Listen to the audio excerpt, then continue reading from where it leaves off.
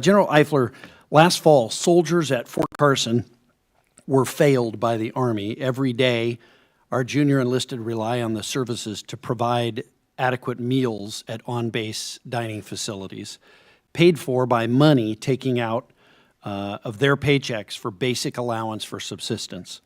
Yet at Fort Carson, according to a Military Times article, quote, troops reported being served food that was either improperly prepared or unavailable by the time they reached the end of the line.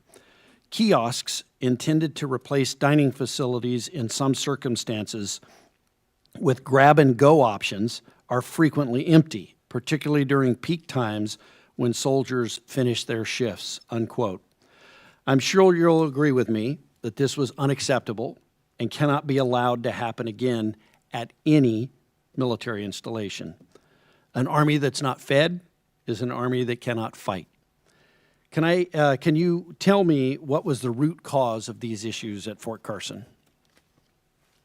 Thanks for your concern on this. You're right, it's unacceptable, and those are, I believe, anomalies, but sometimes we make mistakes and we own up to it.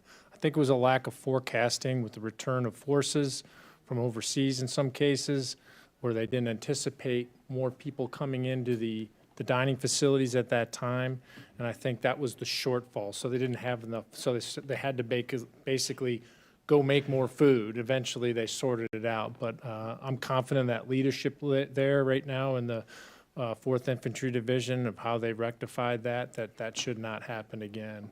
It's it's a sort of a leadership, it's an organizational, it's a model to make sure you forecast have enough food for everybody that's coming in. I think they just missed that. Yeah, General Doyle has been a great commanding general at Fort Carson and a good friend, and I do agree that he's done a good job in handling that situation, but it was an unacceptable situation to begin with, so thank you. And then I guess just a quick follow-on to that. How can this subcommittee work with the Army to ensure on base dining facilities that they remain fully stocked to support our men and women in uniform? Yeah, I appreciate what you guys are doing. I'm working with your staff back there on the back wall, what we're doing, especially with some pilot programs that we're looking at, much like privatized housing in a positive light, trying to do some privatizing in the dining facilities where we have a pilot program where a private company gets a contract, owns the mess hall, the response, they get money that comes from the service members and those that eat in it. So it sort of encouraged them to cook good food and bring more soldiers in. So I think that's a win-win. We're working with some waivers to get contracts in to do that because Department of Education owns that. So we're working with the Secretary of Defense to sort of get a waiver to allow those contracts to come in place. We're trying to do that as early as this summer in about 5 locations. So I think that's one of the ways with your support to be able to get better, higher nutrition, better value for the money that we're putting inside of the dining facilities. Great. Are there, and I would ask this for anyone on the panel, are there any new authorities that you would need from us or anything that we can do legislatively to help you in that mission? Well, as I said, one of the things is this Department of Education owns the ability to make contracts. Mm-hmm. And so that's a thing that our secretary is going to ask the Secretary of Defense to get a waiver from the Department of Education so we can do this. So that I think any support for that would be probably the best thing. I don't know if there's another.